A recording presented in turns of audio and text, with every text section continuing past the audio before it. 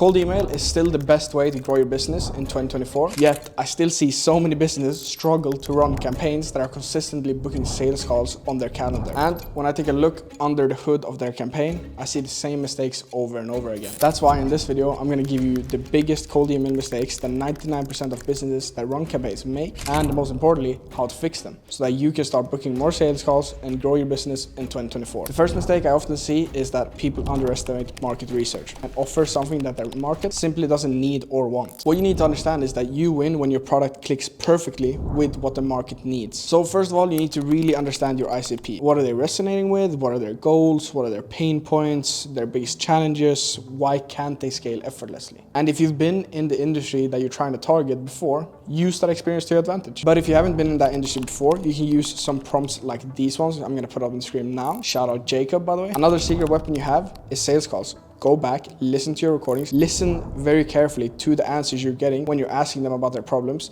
and also listen to the questions that they throw back at you. A quick example for ourselves is that whenever we talk with service providers, 90% of them are heavily reliant on referral. And when you're listening to the questions they throw back at you, it's not only for the emails. Your next sales calls become a walk in the park. You already know what they're gonna ask, so handling objections becomes super easy. When you have your ICP sorted and market problems laid out, it's time to build an offer. The biggest problem I see when making offers is that a lot of people are trying to use demand capture offers when trying to be using demand generation mechanism like cold email. For example, selling websites. You're only going to be selling websites to people who are actually actively looking for one, unless you turn it into something that can help them grow. For example, sell a website that is increasing their conversion rate, boosting retention on the website, whatever it might be, to be able to generate some of that demand. So that is the biggest thing. And the second thing is obviously having a very awful offer, which means you can't just have a super generic offer. You actually need to create an offer that the prospect can't say no to. What do I mean by that? Let me give you an example. You offer a free SEO video audit going over the 5 biggest mistakes they are having compared to their competitor and how to fix them so they can add another X result over X timeline. They say yes, you send it over with some follow-up questions like, are you guys currently optimizing for the best SEO result, etc., and you start conversations. I think you get a point, but that was just a super quick random example. But the entire point is to make it a no-brainer. I'm gonna say yes. Why not? What do I have to lose to be able to see that video? The only thing that can happen by me seeing that video is getting some insights on what we can do better as a company. There's so many different possibilities of creating a no-brainer offer,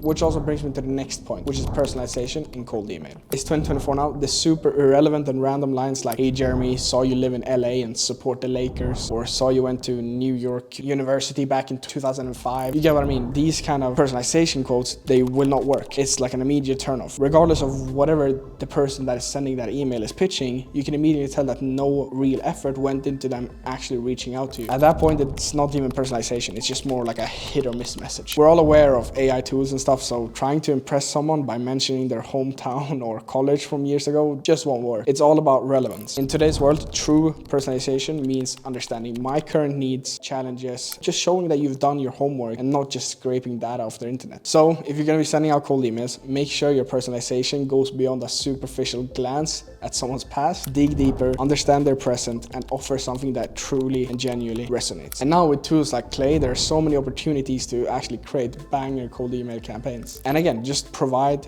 valuable suggestions on how the prospect could increase their outbound strategy based on their LinkedIn description or SEO description. There's actually so much you can do to be relevant with your personalization. So if you're not already using relevant personalization that truly matters to your target market, you should start now. But it's important to note that I'm not saying that personalization is everything, because it isn't. Most important thing is making sure that you're solving a problem and that your offer is great. Those are the 2 most important things when it comes to cold email. Third one is volume. How many emails do you send per day? Some people are a little bit hesitant about sending too many. I always ask why, because it's not like you're sending the same person 5 emails a day. And if you have a solution that can actually help the business owner, you're doing them a disservice by not letting them know about your product or service. And a few days ago, I actually read an article about how many emails the average person actually receives daily. And it said 120, which means that you're competing against 119 people. If you're not sending enough volume, you're just doing yourself a disservice. Right now, for ourselves, we're running over 70 inboxes alone. Really need to understand that when it comes to cold email, consistency is key. But now let's talk about the 5th mistake, which is follow-ups. You don't want to join the just club. You know those follow-ups, the generic just circling back types. Never follow up with anyone by beginning your message with just. A funny example is if you're at a networking event or a regular event or anything, right? Would you just keep saying the same thing like, hey, just circling back to say hi? No, right? right? Same goes for your follow-ups. Be dynamic, add value. Perhaps you could send some relevant case studies or ideas you use to help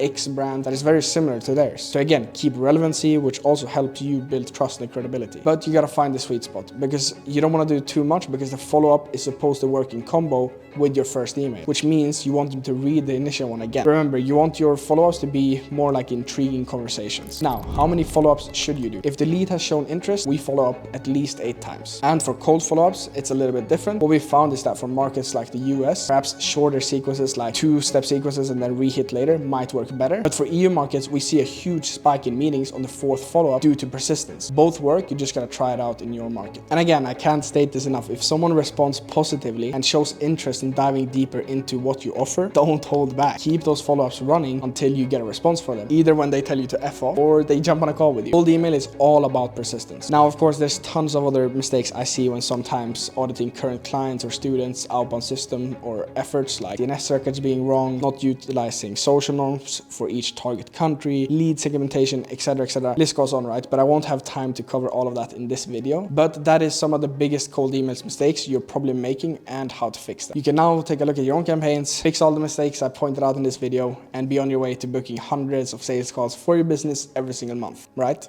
Wrong. Running a cold email campaign and growing your business is a full-time job in itself, and as a business owner, you've got other high-level things you could be doing. That's why we offer taking that off your plate, leaving lead generation to the experts, whilst you have time to work on your business rather than inside of it. So if you want us to help grow your business and book qualified sales calls on your calendar, then click the first link in the description to book a call. Also click this video on the screen now to learn more about how you can use cold email to book hundreds of sales calls for your business every single month. I'll see you in that video.